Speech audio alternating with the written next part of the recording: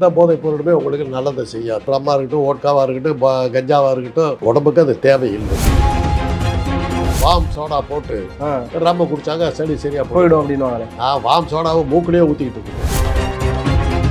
கல்லுங்கிறது வந்து என்னது? பதநீர் தான். பதநீர் குளிச்சதுன்னா கல்லு, குளிக்காம இருந்ததுன்னா பதநீர். நீங்க கடையில் விற்கிறாங்க. கல்லாயிடுச்சுன்னா அதுக்கு சாராய கடை தான். ஆல்கஹால் கன்சியூம் பண்ணால் அவங்களுக்கு வந்து ஸ்டடி இருக்காது, வாயில் வரதெல்லாம் வளருவாங்க. பெட்டத்தால் சோடியம் போடுறது லைட் டிடெக்டர்னு சொல்லுவோம். அந்த மாதிரி இன்ஜெக்ஷன்ஸ் எல்லாம் போட்டோம்னா அவங்க வந்து தன்னறியாமல் சொல்லுவாங்க. அது வந்து இந்த மாதிரி கண்ணெல்லாம் விரிஞ்சிக்கிட்டு நிற்கும். சுற்றி இருக்கவங்க பேசிக்கிட்டு இருப்பாங்க. நமக்கு ஒன்றுமே நம்ம வந்து உலகத்திலேயே இருக்க மாட்டோம். நீங்கள் சொல்கிறீங்களா அந்த கஞ்சா, அந்த எஃபெக்ட் பூரா பார்க்கல. கஞ்சா பூவை நீங்க பாத்தீங்கன்னா ரோஜா பூவெல்லாம் கெட்டு போகும் கூடாது, தப்பா. ஒரு சிகரெட்ல ரொப்பி அதை அப்படியே அந்த புகை வெளியே போகக்கூடாது. அப்படியே உள்ள போகும்போது லங்ஸ் பூராவும் டேமேஜ் ஆகிடும். நுரையீரல் அப்படியே கரையல். போதைப் பொருள் சாப்பிட்டீங்கன்னா நரம்பு பூரா தளர்ந்து போகுதுங்க. நரம்பு தளர்ந்து போனாக்கா ஆணுக்கு எப்படி இருந்து விரைப்பு வரும், வச்சுக்க முடியாது. நம்ம கேவலமா பேசுறோங்க. நம்ம உடம்புல சென்டர்ல இருக்குது, அதை சுற்றித்தான் நம்ம உடம்பே சுத்துது. குழந்தையின்மைக்கு காரணம் இதுதான். நல்லுறவை வச்சுக்க முடியாதுமே. அவனுக்கு எங்க இருந்து குழந்தை போகும்? எல்லா போதைப் பொருளும் வந்து அல்டிமேட்டா அடிக்கிறது வந்து நரம்பு தான். லிவர் போயிடும், ஈரல் போயிடும். இன்னைக்கு உலகத்தினுடைய நம்பர் 1 வியாதி எது தெரியுங்களா? குழந்தையின்மை, ஆண் மலட்டுத்தன்மை. அதுக்கு என்ன காரணம் சொல்றாங்கன்னா,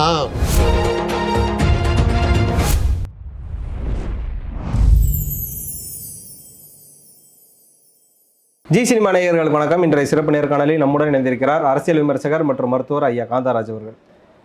வணக்கம், எப்படி இருக்கீங்க? இப்போ எந்த பக்கம் திரும்பினாலுமே பல விஷயங்கள் வந்து வன்முறையாக போகுதுன்னு சொல்லலாம். ஒரு பக்கம் வெட்டுக்குத்து, இது மாதிரியான விஷயங்கள். பயோவார் அப்படின்னு ஒரு விஷயம் சொல்லுவாங்க.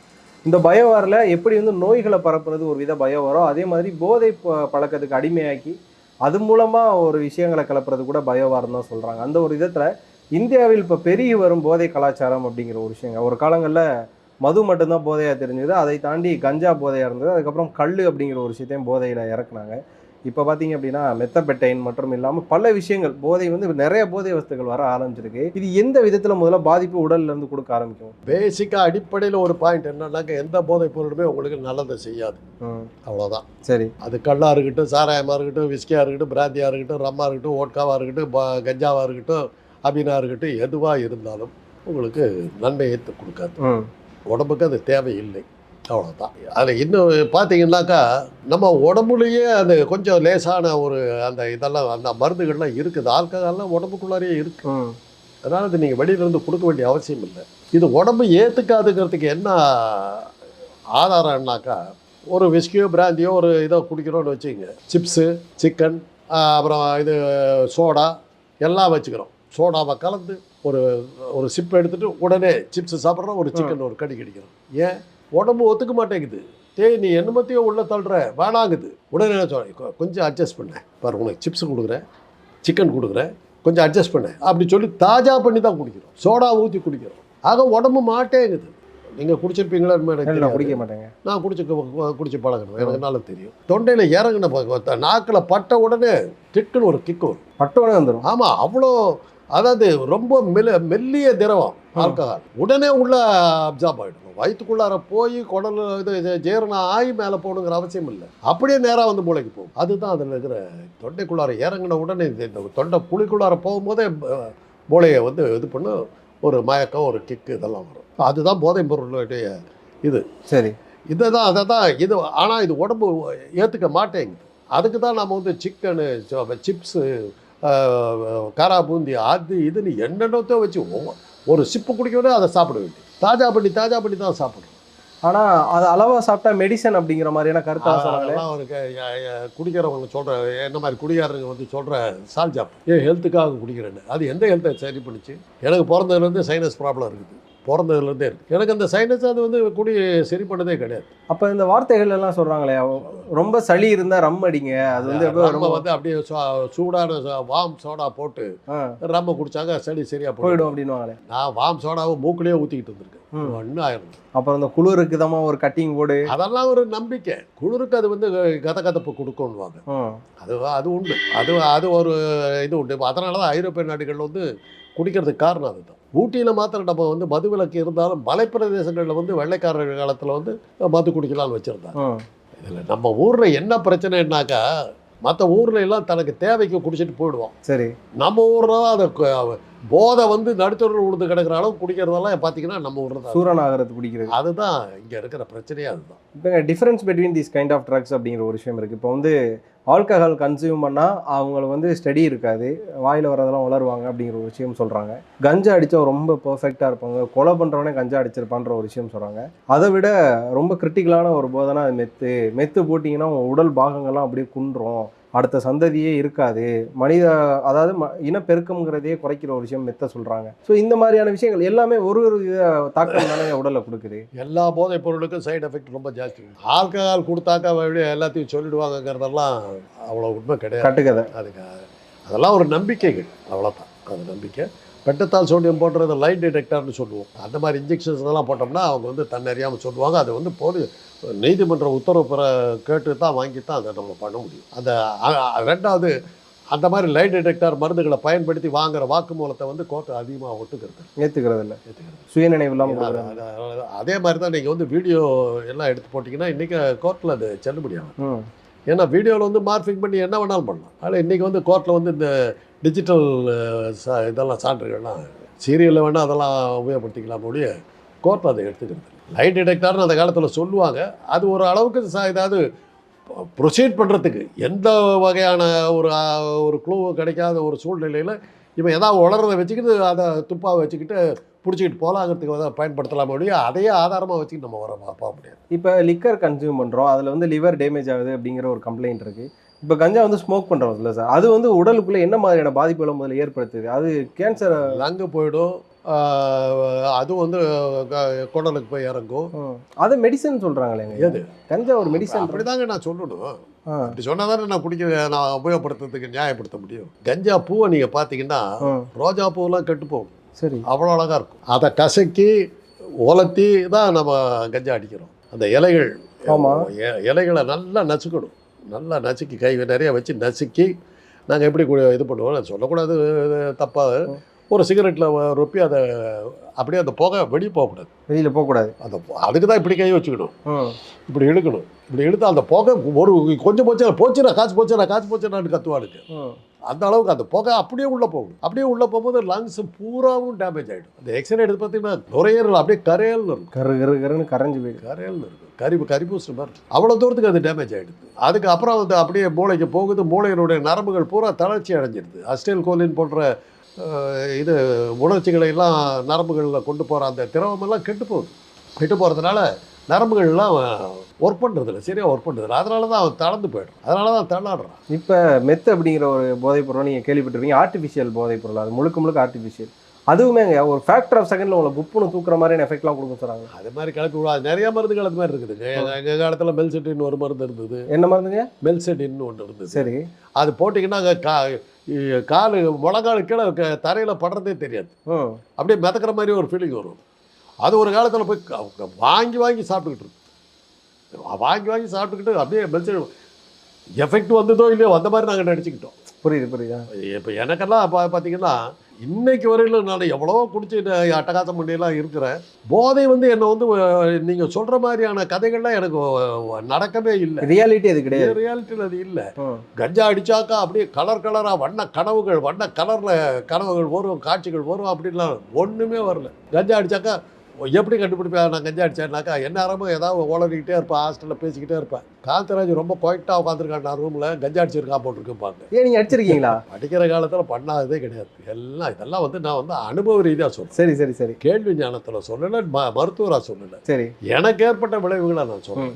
இப்போங்கய்யா, நீங்கள் வந்து கல்லூரி படிக்கும் போதும் சரி, அதுக்கப்புறமா மருத்துவராக உங்களோட பயணம் போகும்போதும் சரி, ஒரு குறிப்பிட்ட வருடங்கள் வந்து அதிகப்படியான போதைன்னு பார்த்தீங்கன்னா ஒரு பக்கம் மது, கல் இது இருக்கும், அதுக்கப்புறம் கஞ்சா இருந்தது. இந்த ஒரு பக்கம் பார்த்தீங்கன்னா பாக்கு கல்ச்சர் இருந்தது அந்த டைமில். பாக்கு, அதில் இந்த மாணிச்சந்து, பான் பராக்கு, சாந்தி பாக்கு, இது மாதிரியான பாக்கு இதுகள்லாம் இருந்தது. இந்த போதைப் பொருட்கள்லாம் வந்து இப்போ புழக்கத்தில் இருக்கும்போது இவ்வளோ வன்முறைகளும் இவ்வளோ ஒரு விஷயங்களும் சமூக விரோதங்கள்லாம் நடக்கல இல்லைங்கய்யா? அது அந்த பாக்கு வந்து நான் சாப்பிட்டுருக்கேன் சார், நிறைய சாப்பிடுவேன்.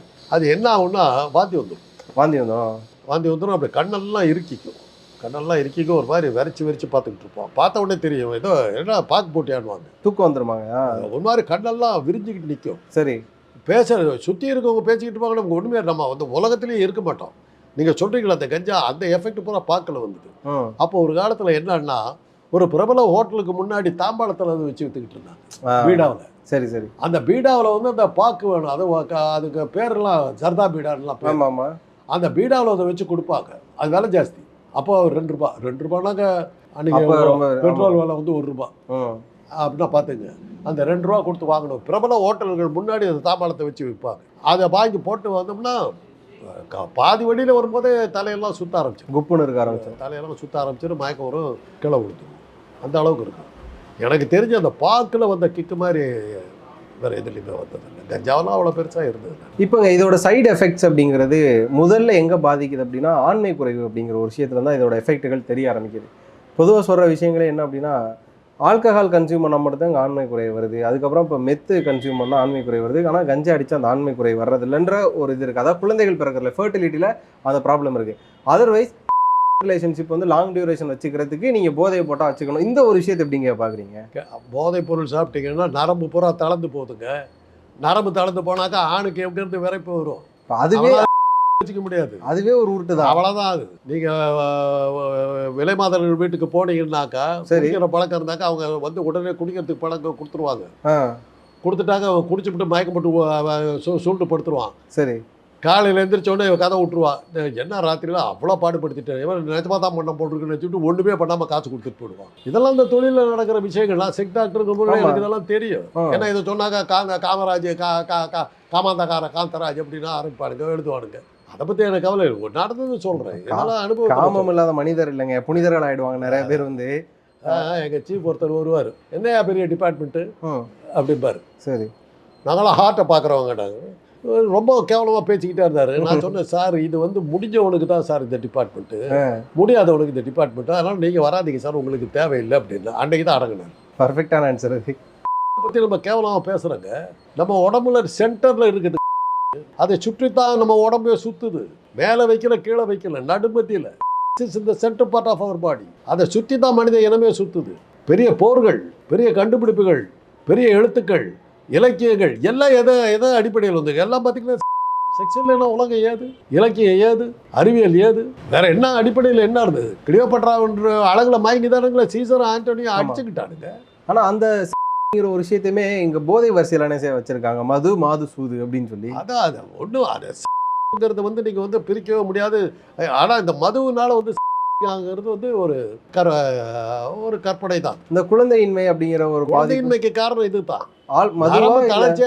உடலுறவை வச்சுக்க முடியாது, உடலுறவை வச்சுக்க முடியாதுமே. அவனுக்கு எங்கிறது குழந்தை போகிறோம். இப்போ அது வந்து மதுவால வருமா இல்லை கஞ்சாவால வருமா? எல்லாம் எந்த போதைப் பொருளாக இருந்தாலும் எல்லா போதைப் பொருளும் வந்து அல்டிமேட்டாக அடிக்கிறது வந்து நரம்பத்தான். லிவர் போயிடும், ஈரல் போயிடுச்சுன்னா மொத்தமாக போயிட போகிறான். அதுக்கு முன்னாடி அவனுக்கு வர்றது வந்து நரம்பு தளர்ச்சி வந்து நடக்கவே முடியல, கை காலையும் அசைக்க முடியல. அப்புறம் எங்கிறது அவன் உடலுறவு. 15 வருஷமா ட்ரிங்க் பண்ணுறாங்க, அவங்க வந்து திரும்ப அந்த இதை ரிஃப்ரெஷ் பண்ணிக்கிறதுக்கோ அவங்கள குணப்படுத்திக்கிறதுக்கும் வழியெல்லாம் இருக்குங்க. அதுலேருந்து டி அடிக்ஷன் சென்டருக்கு போகணும். சரி. அவங்க அதை சில இதெல்லாம் பயிற்சிகள்லாம் கொடுத்து சரி பண்ணுறாங்க. இங்கே நம்ம சென்னையில் இருக்குது, அது திருவான்மையூரில் தான் இருக்குது. அதெல்லாம் ட்ரை பண்ணுறாங்க. அதுலேருந்து போயிட்டு வெளியே வரவங்க ரொம்ப குறைச்சல்.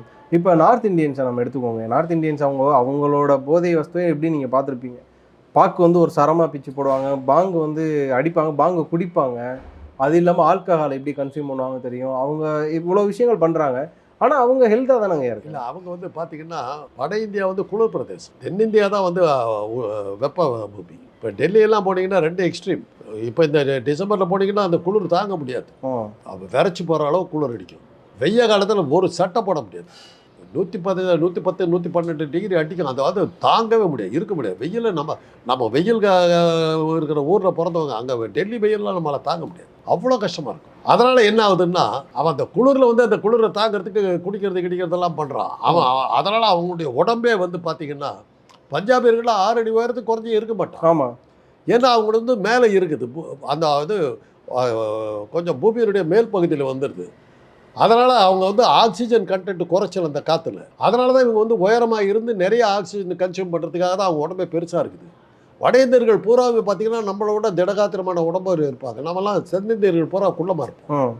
அதுக்கு காரணம் என்னென்னா, நமக்கு வந்து வேணுங்கிற காற்று இருக்குது, ஆக்சிஜனு கார்பன் டை ஆக்சைடு நமக்கு வேணுங்கிறது இருக்குது. அதனால் நமக்கு அளவுக்கு மீறிய உயரங்கள் தேவைப்படல, அவங்களுக்கு அது தேவை. பஞ்சாப்காரர்களை பார்த்தீங்கன்னா 6 அடி குறைஞ்சி இருக்கிறத பார்க்குறது ரொம்ப அதிசயம். ஆஜாடுமாக இருப்பாங்க. பஞ்சாப், உத்தரப்பிரதேசம், அந்த காஷ்மீர் பகுதியெல்லாம் போனீங்கன்னா உயரமாக இருப்பாங்க. ஐயா இப்போ நம்ம முன்னோர்கள் எடுத்துப்பாங்களே, இப்போ வந்து நம்ம முன்னோர்களுங்கிறத தாண்டி உங்களோட ஜெனரேஷனோ எங்கள் தாத்தாவோட ஜெனரேஷனில் இருக்கவங்களாம் திடகாத்திரமாக தான் இருந்திருக்காங்க. சொல்லப்போனால் அந்த 96 இந்த இயர்லி 2000 முன்னாடி பிறந்தவங்க வரையுமே திடகாத்திரமாக தான் இருக்காங்க. அதுக்கப்புறமா பிறந்தவங்க திடகாத்திரமாக பார்க்குறதுக்கு இருந்தாலுமே அவங்களோட உடல் வலிமையோ இல்லைனா கொஞ்ச நாள் அவங்களோட அடிக்ஷன் காரணமாக அவங்க வந்து ஒரு வயசு இருக்கிறதே தெரிய மாட்டேங்கிறாங்க. காரணம் உலகத்தினுடைய மிக மோசமான கண்டுபிடிப்பு எது தெரியுமா? ரிமோட். உட்காந்த இடத்துல இருந்து நீங்கள் பட்டன் அமுத்துறீங்க. டிவி வந்த புதுசுனா எந்திரிச்சு போய் தான் நீங்கள் பட்டனை போடணும், எந்திரிச்சு போய் தான் பட்டனை ஆஃப் பண்ணணும். அதுக்கு அட்லீஸ்ட் நடந்தீங்க. சேனல் மாற்றணுன்னாக்கா இது பண்ணுவேன். சேனல்லாம் இப்போ இல்லை, அது வேறு விஷயம். இன்றைக்கி ரிமோட்டை வச்சுக்கிட்டு ஃபேன் பண்ணால் ரிமோட்டு, ஏசி பண்ணால் ரிமோட்டு, டிவி பண்ணால் ரிமோட், எந்திரிக்கிறதுக்கே வேலை இல்லை. செல்ஃபோன் வந்ததுக்கு பிறகு டிவி பார்க்குறது நின்று போச்சு. விரல் தான் உங்களுக்கு உபயோகப்படுற இதே வந்து இந்த விரல் தான். ஆமாம். அப்புறம் கண்ணு விரல் இருந்தால் போதும், உங்களுக்கு மற்ற பார்ட்டே தேவையில்லையே. தேவைகள் இருந்தால் தாங்க உடம்பு வந்து அதுக்கான முறையில் உடம்பு வளரும். இப்போ குடல் பெருங்குடலும் சிறுகுடலும் சேர்ற இடத்துல அப்பண்டிக்ஸ்னு ஒரு குடல் வால்னு தமிழில் சொல்லுவோம். அது இருக்குது. நாம் வந்து 4 காலில் மிருகங்கள் மாதிரி 4 காலில் நடந்துக்கிட்டு இருந்தபோது அந்த குடல் வால் வந்து ஒரு ஜீரணத்துக்கு மிக முக்கியமான உறுப்பாக இருந்தது. நேராக நடக்க ஆரம்பித்ததுக்கு பிறகு அதனுடைய வேலை குறைஞ்சி போச்சு. இன்றைக்கி அது தேவையில்லாத உறுப்பாக மாறிடுச்சு. குடல் வந்து ஆப்ரேஷன் பண்ணி எடுத்துடணும். தேவையில்லாமல் போயிடுச்சு. ரூடிமெண்ட் பண்ணுவோம். அது மாதிரி தான் இப்போ நீங்கள் இன்றைக்கி இந்த செல்ஃபோன்லாம் வந்ததுக்கு பிறகு, கம்ப்யூட்டர்லாம் வந்த பிறகு நீங்கள் விரலை மாத்திரம் பயன்படுது. என்ன ஆக போகுது ஃபியூச்சர்னாக்கா? தலை இவ்வளோ பெருசாக இருக்கும், கண்ணு 2 இவ்வளோ முட்டிக்கிட்டு நிற்கும், விரலாம் இவ்வளோ நீளம் இருக்கும், இவ்வளோ பெரிய கை இருக்காது.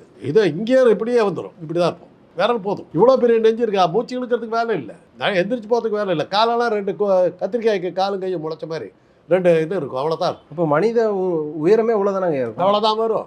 அப்படி தான் போகும். சிலப்பதிகாரத்தை எடுத்து படிச்சிங்கன்னா செங்குட்டுவனை பற்றி வர்ணிக்கும் போது அவன் 9 அடி உயரம் இருந்திருக்கான். அவனுடைய உயரம் ஏன்னா அந்த காலத்தில் வந்து உடல் உழைப்பு கத்தி எடு. நீங்கள் அதை இப்போ இன்றைக்கி நீங்கள் போங்க, மியூசியத்துக்கு போங்க, அந்த காலத்தில் உபயோகப்படுத்தின கத்திகள் கேடயங்கள்லாம் இருக்குது, அந்த கவசங்கள்லாம் இருக்குது. இன்றைக்கி நம்ம 4 பேர் சேர்ந்தா கூட அந்த கவசம் தூக்க முடியாது. அதாவது ஒரு ஆள் போட்டுக்கிட்டு கத்தியை சுற்றி இருக்கிறான். அந்த கத்தியை நம்ம 2 பேர் சேர்ந்தா கூட தூக்க முடியாது. ஆமாம், அவ்வளோ பெரிய உடம்பு இருந்திருக்குது.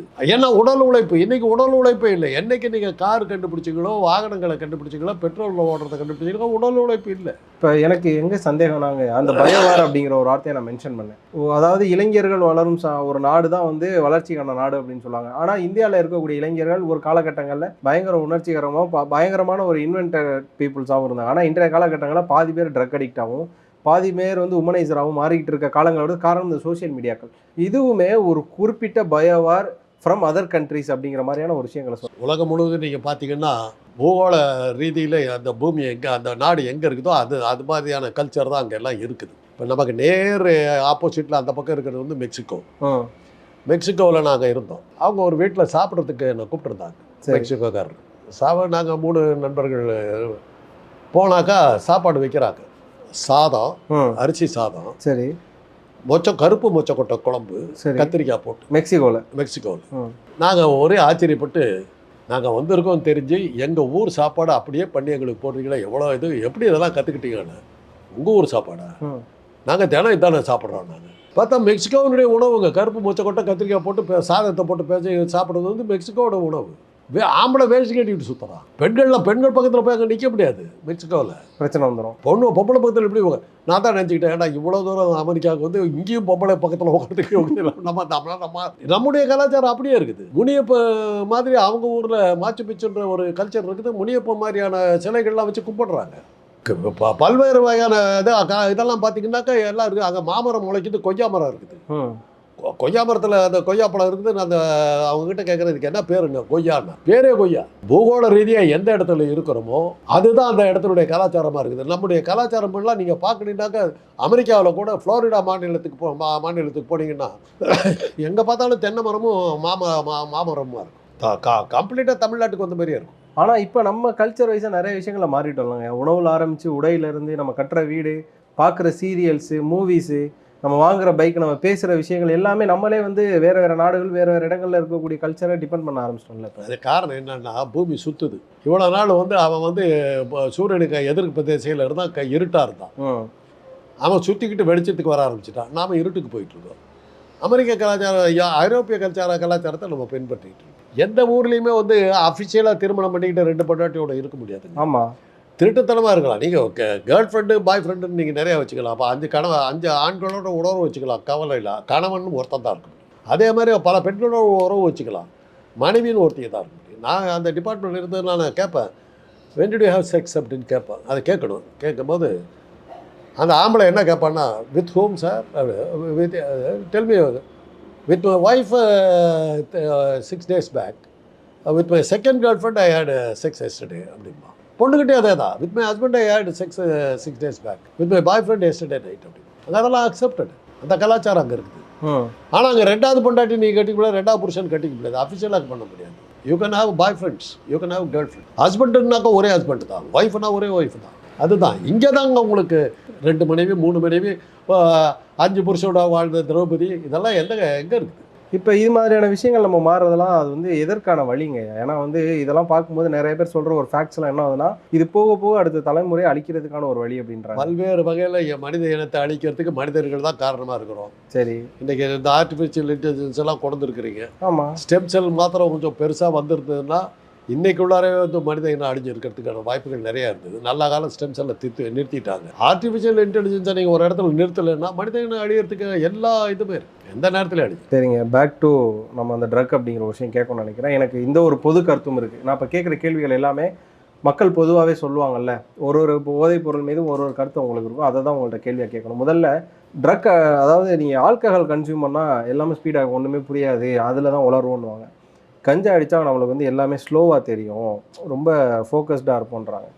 மெத்து யூஸ் பண்ணால் எல்லாமே 0.5 ஸ்லோவுக்கு மாறிடும், நீங்கள் பேசுகிறதே எனக்கு ஸ்லோவாக தான் அப்சர்வ் ஆகும், இங்கே நடக்கிற எல்லாமே எனக்கு தெரியும், அதனால நான் ரொம்ப செக்யூராகவும் அதுக்கு ரொம்ப அலர்ட்டாகவும் இருப்பேன்ற ஒரு விஷயம் இருக்குல்ல, அது எப்படிங்க? அதெல்லாம் ஒன்றும் கிடையாது. இந்த டோபமைன் ஸ்பீடாக சுரக்கும், எல்லாம் போட்ட உடனே உங்களுக்கு வந்து ஒரு இது வரும், ஒரு மணி நேரத்துக்கு நீங்கள் வந்து ஏறத்தாழ உங்கள் சுய நினைவு சரியாக இருக்காது. அது மாதிரி நிறைய ட்ரக்ஸ் நான் தான் சொல்கிறேன், பெல்சிடின், ஆம்ஃபிட்டமின், மெத்தி, இது மாதிரி நிறைய ட்ரக்ஸ் இருக்குது. இப்போ மெடிக்கல் ஷாப்ஸில் கிடைக்கிற அந்த மெடிசன்ஸ்லேயுமே வந்து போதைகளை ஹெச் ஷெட்யூல்னு போட்டு கொடுப்பாங்க. ப்ரிஸ்கிரிப்ஷன் இல்லாமல் கொடுக்கக்கூடாது. உலகம் முழுவதும் ப்ரிஸ்கிரிப்ஷன் இல்லாமல் எந்த மருந்து கடையில் கொடுக்க மாட்டாங்க உலகத்தில். இந்தியாவில் மாத்திரம் தான் நீங்கள் எதுவுமே இல்லாமல் மருந்து கடையில் போய் கேட்டால் உடனே கொடுக்குற இது நடக்கிறது இங்கே தான் நடக்குது. அதனால தான் இங்கே வந்து கட்டுப்பாடு இல்லாமல் இருக்குது. இட்ஸ் லீகலி ராங் தானே. ட்ரக் இன்ஸ்பெக்டர்ஸ்னு இருக்கவங்க அதெல்லாம் பார்க்கணும். ப்ரிஸ்கிரிப்ஷன் இல்லாமல் கொடுத்தாக்கா அந்த கடையை சீஸ் பண்ணணும். அதை அவங்க பண்ணுறதில்ல. ஆனால் இன்றைக்கி வந்து டாக்டர்கள் பிறகு ரொம்ப குறைச்சலாக இருக்கிறதுனால இதை வந்து தவிர்க்கவும் முடியலை. ஒரு அவசரத்துக்கு தலைவலிக்கு ஒரு டாக்டரை பார்க்கணுங்கிறது இப்போ இன்றைக்கி நடக்காத காரியம். அதனால தான் மருந்து கடையில் அவங்க வைத்தியம் பண்ணுறாங்க. சில தவறுகள் நடக்கிறதுனால அதை தடுத்தோம்னாக்கா அதை சாதாரண வலியை கூட சரிப்படுத்த முடியாமல் போய்டும். அதனால தான் நம்ம ப்ரைவேட் ப்ராக்டிஸ் ஏன் அலோவ் பண்ணுறோம்? அரசாங்க மருத்துவமனைகள் போதிய அளவில் இல்லை. அதனால் இப்போ அந்த டாக்டர் வெளியில் வந்து சும்மா இருக்கிற நேரத்தில் வந்து பார்த்தா தான் முடியும். அது அக்கம்பக்கத்தில் இருக்கவங்கள வந்து வைத்தியம் பண்ணி தான் ஆகணும். ப்ரைவேட் ப்ராக்டிஸை நிறுத்தினா என்ன பண்ணுவேன்? நான் பார்க்கக்கூடாதுன்னு சொன்னாங்க என்ன ஆகும்? ஒரு அவசரத்துக்கு பக்கத்தில் இருக்கிற டாக்டர் பார்த்தேன் ஆகும். ஃபஸ்ட் எய்ட் பண்ணுவான்ல. ஆமாம், அதனால தான் நம்ம சொல்கிறோம். இன்றைக்கி சொல்கிறாங்களே, அது யாரும் அந்த ஒரு பையன் ஒரு டாக்டரை கத்தியில் குத்தி, ஆமாம், அவனுக்கு நியாயம் பேசுகிறாங்க. டாக்டர்கள் அயோக்கியத்தனம் பண்ணுறாங்க. வராத அந்த ஒரு அரசியலுக்குள்ளே நான் வரலன்னு விரும்புகிறேன். எனக்கு என்ன அப்படின்னா, அதாவது போதை மருந்துன்னு சொல்கிறாங்க, மருந்துலேருந்து வர போதை அப்படிங்கிற ஒரு விஷயம் இருக்குது. அதாவது மெடிக்கல்ஸில் கிடைக்கக்கூடிய காஃப் சிரப்பாக இருக்கட்டும், டேப்லெட்ஸாக இருக்கட்டும், இதை யூஸ் பண்ணுற எவ்வளோ பேர்களை நம்ம பார்த்துட்ருக்கோம். இப்போ காஃப் சிரப்பில் பேசிக்காகவே ஆல்கஹாலிக் கண்டென்ட் இருக்குமா? கண்டிப்பாக அது இருந்தால் தான் அந்த இருமல் கண்ட்ரோல் ஆகுங்க. சில மருந்துகளுக்கு வந்து தேவை இருக்குதுங்க. பாம்பு விஷத்தில், சரி, பாம்பு விஷத்தை வந்து சரிப்படுத்திட்டோம்னாக்கா கேன்சருக்கு க்யூர். அது அதுக்கப்புறம் கேன்சர் வராது. அந்த கேன்சருக்கு அது ட்ரீட்மெண்ட்டு அது கொடுத்தாகணும். நான் இப்போ இங்கே வச்சுருக்காங்கல்ல, பாம்பு பண்ண வச்சுருக்காங்க ஸ்னேக் பார்க், அதில் விஷம் எடுத்து அதை வந்து கேன்சர் க்யூருக்காக இது பண்ணுறாங்கல்ல. உலகம் முழுவதும் ஏற்றுமதி பண்ணுறோம்ல. அதுக்காக அந்த பாம்பு விஷயத்தை எடுத்து குடிப்பீங்களா? இல்லை, முடியாது. அவ்வளோதான். அதை சரியான முறையில் பயன்படுத்திட்டா எல்லா மருந்துமே விஷம்தான். அதை வந்து சரியான முறையில் கலந்து இது பண்ணும்போது அது மருந்தாக மாறுது. கஞ்சாவும் நான் தான் சொல்கிறேன், ஒரு அழகான மலர். அதை நீங்கள் வந்து போதைப் பொருளாக மாற்றுறீங்க. கல்லுங்கிறது வந்து என்னது? பதநீர் தான். ஆமாம், பதநீர் புளிச்சதுன்னா கல், புளிக்காமல் இருந்ததுன்னா பதநீர். நீங்கள் கடையில் விற்கிறாங்க. கல்லாகிடுச்சுன்னா அதுக்கு சாராய கடையில் தான் வாங்கணும். சாராயத்தை விற்க முடியாது அப்படிங்கிற ஒரே காரணத்தினால தான் கஞ்சா வந்து ஒரு மிகப்பெரிய போதைப் பொருள், கொடிய போதைப் பொருள்னு சொல்கிறாங்க அரசில் அப்படின்னு சொல்கிறாங்களே. ஒரு இதே என்னன்னாக்கா, சிகரெட்டுக்கு எகேன்ஸ்டாக எதிர்ப்பாக பயங்கரமான புகை வந்து பிடிப்பது ரொம்ப தவறுன்னு சொல்லி பயங்கரமான கேம்பெயின் நடந்தது. சரி, அதனுடைய விளைவு வந்து எங்கேயுமே சிகரெட்டே இன்றைக்கி இல்லைங்கிற அளவு கொண்டு போனதனுடைய விளைவு தான் இன்றைக்கி போதைப் பொருளுக்கு இறங்கினாங்க. மனுஷனுக்கு எப்போவுமே அசல்லேருந்து தப்பிக்கிறதுக்கு என்ன வழி உண்டுங்கிறதா பார்ப்பான். எஸ்கேபிசம், தப்பிக்கணும். ஒரு பயங்கரமான சோகம் வருது. அந்த சோகத்தை நான் தாங்கிக்கிறதுக்கு என்னன்னாக்கா, நான் மறக்கணும், நான் தண்ணி அடிக்கணும். அந்த எண்ணம் இருக்கிறவர்களும் மனிதன் வந்து போதைப்பொருள் பயன்படுத்தி தான் தீருவான். நீங்கள் சிகரெட்டுங்கிற ஒரு நச்சுப் பொருளை வந்து நீங்கள் தடை பண்ணுறதுக்காக நீங்கள் பண்ண போராட்டத்தினுடைய விளைவு உலகம் முழுவதும் இன்றைக்கி வந்து போதைப்பொருள் பழக்கத்துக்கு வந்துருச்சு. அது பதில் இதுக்கு போட்டான். அதான் காரணம். இப்போ இந்த செயின் லிங்க் அப்படின்னு சொல்லுவாங்களே சார், இப்போ வந்து இந்த மெத்தபெட்டைன்ங்கிறதெல்லாம் முழுக்க அயல் நாட்டோட போதை வஸ்துங்கிறது நமக்கு தெரியும். இந்த ஸ்டாம்ப்பு இதெல்லாம் அது மாதிரியான போதை வஸ்துக்களை நம்ம நாட்டுக்கு வந்து கொடுத்ததும் அண்டை நாடுகள்ன்ற ஒரு கம்ப்ளைண்ட் சொல்கிறாங்க. அதே நேரம் அதிகப்படியான அந்த ஃபர்டிலிட்டி ட்ரீட்மெண்ட்டுமே நம்ம ஃபாரின் பார்த்தா இங்கே செய்கிறோம். தமிழோட கலாச்சாரம் சார்ந்த மருத்துவம் இப்போ பண்ணுறதில்ல. அதை தாண்டி இந்த செக்ஸ் மேற்கொள்கிறதுக்காக நம்ம வந்து மாத்திரைகள் எடுத்துக்கிறோம்ல, ஊசியோ மாத்திரைகளோ ஸ்ப்ரேயோ இதெல்லாம் எடுத்துக்கிறோம்.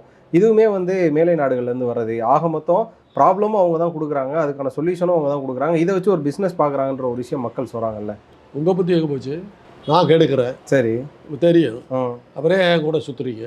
அதுக்கு தான் இன்னொரு பேர் வச்சுருக்காங்களே சார், நீங்கள் ட்ரக்கு போடுங்க, நீங்கள் வந்து உன் புத்தி அது மாதிரி, உங்கள் புத்தி அது மாதிரி இருக்குது. என்னோட சேர்ந்து கெட்டு போடணும்னு ஆசைப்படுறீங்க. அப்புறம் என்ன திட்டினா என்ன அர்த்தம்? இன்றைக்கி என்னத்துக்கு ஜீன்ஸ் இதையும் போட்டுக்கிட்டு சுற்றுறீங்க? உடம்பெல்லாம் தெரியுற மாதிரி ஏன் சுற்றுறீங்க? ஜீன்ஸை போடுறீங்க, கிழிச்சிக்கிறீங்க, இங்கே கிழிச்சிக்கிறீங்க.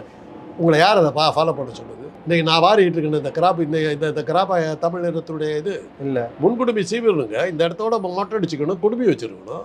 வெள்ளக்காரன் கிராப்பு அது பிராமணர்களோட ஹேர் ஸ்டைல் இல்லையாங்க, அது அப்படி வேற சொல்லுவாங்களே. ஆரம்பத்தில் நம்முடைய இதே வந்து இங்கே இந்த இடத்துல சிரைச்சிக்கிட்டு பின்னாடி குடுமி தான் தமிழருடைய அடையாளம். சோழர்கள் பாண்டியர்கள் எல்லா காலத்துலேயும் அதுதான் இது. இல்லாட்டி குடுமி வச்சுக்கணும், பெரிய ஜடை போட்டு இது பண்ணியிருப்பாங்க. நீங்கள் போய் கோயில் சண்டைகள்லாம் பார்த்தீங்கன்னா எல்லாம் இது பண்ணியிருப்பாங்க. இடுப்பில் வந்து ஆண்கள் வந்து டைட்டாக சுற்றி இது பண்ணுவோம். பெண்களுக்கு வந்து மார்புகளை மூடினதில்லை, அவங்க திறந்தா வச்சுருந்தாங்க. முகலாயர்கள் படையெடுப்புக்கு பிறகு தாங்க பெண்கள் வந்து முந்தானியை போட ஆரம்பித்தாங்க. அது வந்து பெண்களுக்கு கிடையாது. கோயில் சிலைகள்லாம் போய் பாருங்க. திருவள்ளாயர் நிற்பார், அவருடைய சிலை இருக்கும், அவர் 2 மனைவியர்களும் மார்புகள் திறந்து தான் போய் பாருங்கள். மீனாட்சி அம்மன் கோயில் இருக்கும். அதுதான் அந்த காலத்துக்கு உடை. தமிழ் படத்தில் ஒரு பாட்டே வந்தது, தில்லி துருக்கர் செய்த வழக்கமடி பெண்கள் திரையிட்டு முகமலர் மறைத்து வைத்தல்னு பாட்டு வரும். சக்கரவர்த்தி திருமகள் நடிகர் எம்ஜிஆர் படம் பாட்டு. தில்லியிலேருந்து வந்த முகலாயர்கள் படையெடுப்புக்கு பிறகு தான் பெண்கள் வந்து மார்புகளை மூட ஆரம்பித்தாங்க. அது வந்து நம்ம மார்புகளை மூடினது. இப்போங்கய்யா இந்த ஒரு விஷயத்த உங்ககிட்ட கிளாரிஃபை பண்ண நினைக்கிறேன். போதை வஸ்துக்கள், அதாவது போதை கலாச்சாரம் வளர இங்கே மனித இனவிருத்திங்கிறது குறையுதுங்கிறது உண்மை தானே? இன்னைக்கு உலகத்தினுடைய நம்பர் 1 வியாதி எது தெரியுங்களா? குழந்தையின்மை, ஆண் மலட்டுத்தன்மை.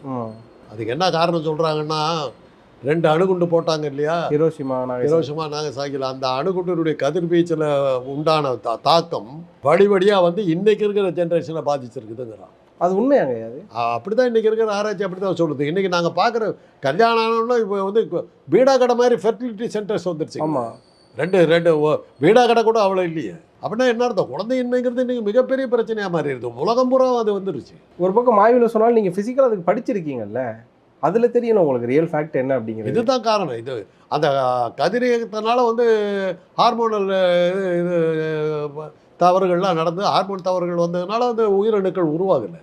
ஆண் மலட்டுத்தன்மை தான் இன்றைக்கி மிக அதிகம். அப்போ ஹிரோஷிமாலையும் நாகசாகிலையும் குண்டுகள் போட்டதுக்கப்புறம் ஒரு குறிப்பிட்ட வருடங்கள் இந்த மலட்டுத்தன்மை இருந்தது. அதுக்கப்புறமா இனவருத்தி சரியாக தான் நாங்கள் இருந்தது. அதுக்கப்புறம் நம்ம பிறந்தவர்கள்லாம் இதெல்லாம் போயிடுச்சு. சரி, அந்த ஒரு தாக்கம் போயிடுச்சு, அந்த இது போயிடுச்சு. அந்த ஹார்மோனே சரியாயிலாம் போயிடுச்சு. அது ஜீன்ஸில் வந்துருச்சு, குரோமோசோமில் அது வந்துருச்சு. இப்போ வந்து இந்த ஒரு விஷயம், அதாவது இந்த மலட்டுத்தன்மையோ இல்லைனா இந்த குழந்தையின்மையோ இல்லைனா வந்து இந்த செக்ஸ் ரிலேட்டடான பிரச்சனைகள் இன்னைக்கு பெரிய பிரச்சனைகளாக இருக்குது இளைஞர்களுக்கு. அது வந்து இனிமேல் கடத்தப்படாமல் இருக்கணும் அப்படின்னா என்ன மாதிரியான விஷயங்கள் செய்யணும்? அதை மாற்றணும். இதெல்லாம் மாற்றணும். இதுக்கு எப்படி இதெல்லாம் ஒன்று வந்ததோ அதே மாதிரி இதையெல்லாம் ஒழிச்சு கட்டிக்கிட்டு இன்னொன்று வரும். இந்த ஆர்டிஃபிஷியல் இன்டெலிஜென்ஸ் என்ன பண்ண போகுதுன்னு தெரியல. உங்களை சிந்திக்க விடாமல் பண்ண போகுது. ஆமாம், அதெல்லாம் வந்ததுன்னா மனிதர்கள் என்ன ஆவாங்கன்னு தெரியாது. டைனோசர்ஸ் தாங்க மனிதனுக்கு வந்து பூமிக்கு வர்றதுக்கு உருவாகிறதுக்கு முன்னாடி டைனோசர் தான் உலகத்தையே ஆண்டுக்கிட்டு இருக்கு. ஒரு நாள் காலையில் பார்த்தா எல்லா டைனோசரும் செத்து போச்சு, அழிஞ்சிருச்சு. எரிக்கற்கள் எதனால என்னன்னு இன்னைக்கு ஒன்று யாராலையுமே கண்டுபிடிக்க முடியல. ஒருவேளை இந்த மாதிரி ஆர்டிஃபிஷியல் இன்டெலிஜென்ஸ் ஏதாவது கற்றுக்கிட்டு இருந்திருக்கோம், அதில் தானே அழிச்சிக்கிச்சு. அதை நோக்கி தான் இன்னைக்கு நம்ம போயிட்டு இருக்கோம். அறிவியலை ரொம்ப அட்வான்ஸாக போக ஓவராக போயிட்டு இருக்கு. ஆனால் அதே அறிவியலில் முன்னேறின நாடு தானே சைனாவும் ஜப்பானும். இதெல்லாம் முன்னேற்றம்னு ஏங்க சொல்கிறீங்க? ராஜராஜ சோழன் கட்டின கோயில் மாதிரி நீங்கள் என்னத்தை கட்டினீங்க? ஆமாம், இன்றைக்கி ஒரு கோயில் கட்டுறான், ராமர் கோயில் கட்டுறான், மாடர்ன் டெக்னாலஜியில் கட்டுறானுங்க. மழை பெஞ்சாலும் ஒழுகி ராமர் தலையில் உழுவுதுங்கிறான். நேற்று கட்டின கோயிலுங்க, டைரக்ட் கனெக்ஷனுங்க, அபிஷேகம். அவ்வளோதான் இன்றைக்கி இருக்கிற டெக்னாலஜி, அவ்வளோதான். அதுதான் லட்சணம். 1500 வருஷத்துக்கு முன்னாடி கட்டினா அந்த கோயிலில் ஒரு சின்ன அதிர்வு, அத்தனை பூகம்பம், அத்தனை பிரளயம் எல்லாத்தையும் தாங்கிட்டு அது மாதிரி நிற்கிதுங்க. தமிழை தவிர ஒரு மொழி தெரியாதவங்க. அவன் கட்ட போய் ஆனால் எல்லா நாட்டையும் ஆட்சி பண்ணுவாங்க. உலகத்தையே ஆண்டவன்.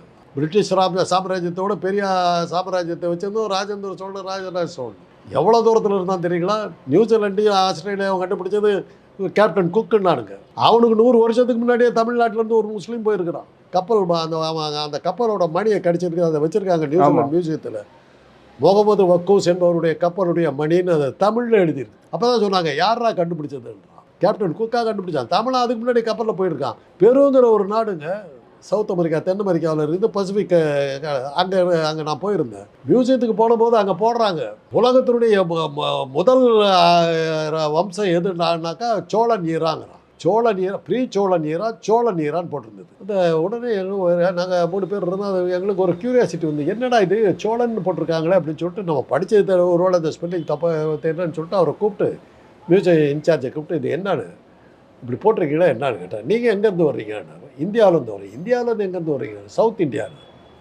உங்கள் ஊர் தான்ப்பா, உங்கள் ஊர் ராஜா தான். அங்கே ஒரு படம் இருக்குது. இந்திய மகாசபை குமரி முனையிலிருந்து அப்படியே கப்பலில் நேராக தென் அமெரிக்காவினுடைய தென்கோடியில் வந்து வடகோடியர்கள் வாழ்கிற பூமியில் இறங்கி அங்கேருந்து வந்தவங்க தான் பேரூரில் இருக்கவங்க அப்படின்னு போடுறாங்க. தமிழர்கள் தான் அங்கே வந்திருக்காங்க. நான் சொன்னேன்ல மொச்சக்கொட்டை குழம்பெல்லாம் போட்டாங்க. அந்த கலாச்சாரம் உங்கள் கலாச்சாரம் தான். அந்த பேச்சு கீச்சு அவங்களுடைய சாமி கும்பிட்ற விதம் எல்லாமே தமிழ் ஸ்டைலில் இருக்குது. முதல்லங்க நீங்கள் சொன்னீங்கல்ல இந்த நியூசிலாண்டு ஒரு விஷயம். இப்போ வந்து நியூசிலாந்து பார்லிமெண்ட்டில் ஒரு பொண்ணு பார்த்துருப்பீங்க, பயங்கரமாக ஆக்ரோஷமாக எப்போதுமே ஒரு ட்ரைப் லாங்குவேஜை பேசி அங்கே இருக்க மக்கள்லாம் வந்து அந்த பார்லிமெண்ட்டில் ஒரு விஷயம் பண்ணுவாங்க. சொல்லப்போனால் அந்த ட்ரைப் பீப்புள்ஸ்க்கும் தமிழ் கல்ச்சருக்குமே ஒரு கனெக்டிவிட்டி இருக்குது. அதுதான் அந்த பெல் அப்படிங்கிற ஒரு மாதிரியான ஒரு விஷயம் சொல்கிறாங்க. மூராகிரயனா அங்கே ஆஸ்திரேலியாவில் இருக்கான். பத்மா சுப்ரமணியன் நம்மளோட பிரபல இவங்க அங்கே அந்த இடத்துக்கு போயிட்டு பார்த்து அவங்க டான்ஸ் ஆடுறாங்க. க்ளீனாக தமிழ் பதங்களை பாடிட்டு டான்ஸ் ஆடுறாங்க. புரியுது. இந்த மாளுக்கு புரியல. அப்புறம் தான் பார்த்தாக்கா பரதநாட்டியம் அங்கேருந்து ஆரம்பிச்சிது. அவங்க ஆடுறது வந்து பரதநாட்டியத்தை அப்படியே ஆடுறாங்க, தமிழில் பாடுறாங்க. அப்புறம் தான் பார்த்தா இந்த கல்ச்சர் அதெல்லாம் வச்சு பார்க்கும்போது அந்த லெமூரியா கண்டோங்கிறது வந்து ஆதாரபூர்வமாக இருக்கிறதுக்கு இதெல்லாம் நான் எடுத்துக்கிறோம். அவங்களுடைய கல்ச்சர் அப்படியே இருக்குது. இதெல்லாம் வரலாற்று விஷயங்களை பல விஷயங்களை நடுமத்தில் வந்த இந்த 3%காரங்க பல விஷயங்களை மறைச்சாங்க. அதில் இதெல்லாம் ஒன்று சேர்ந்து அடிபட்டு ஆக மொத்தம் அறிவியல் வளர வளர நம்மளோட அடையாளம் மாறுறது மாத்திரம் இல்லை, மனித இனம் அழியறதுக்கான வாய்ப்புகள் மிக அதிகம். அது ஸ்டாப் இட், அவ்வளோதான் நம்ம சொல்லலாம். இதுக்கு மேலே நீங்கள் ஒன்றும் புதுசாக கண்டுபிடிக்க விட்டுடு போதும், மனித இனத்தை வாழ விடு, அவ்வளோதான். சரிங்க, ரொம்ப நன்றி.